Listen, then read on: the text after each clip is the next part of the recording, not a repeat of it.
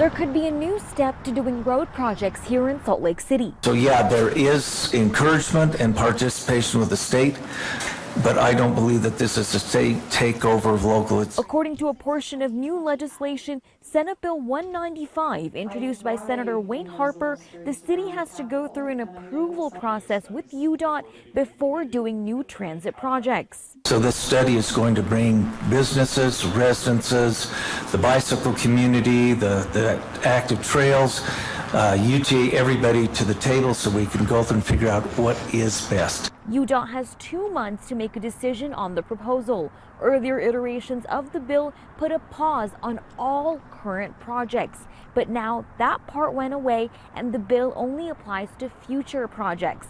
This bill did spark a lot of opposition, and there was a room full of people to share their feelings. So I'm a mother, and about a year ago I was hit in a crosswalk.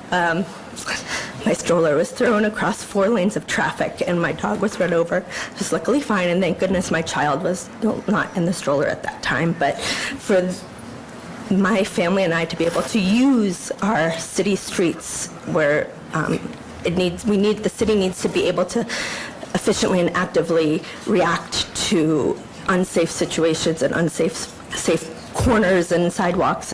It almost feels like we're being babysat by UDOT, and all the tools that Salt Lake City has, we're throwing them all away, and we're just going to have a hammer. UDOT, they're going to run everything. Senator Harper says the goal is to make projects more collaborative and hopefully safer. Salt Lake City Mayor's office also said they're grateful for the work on this bill. We also want to be sensitive to the growth that the city is seeing and ensure that we really are building a city that works for everyone. I'm pleased that Salt Lake City worked on this and got it to a point where they felt it would continue to address the needs of their residents. With a favorable recommendation, say aye. Aye. Any opposed? It passed in committee 10-2. Right.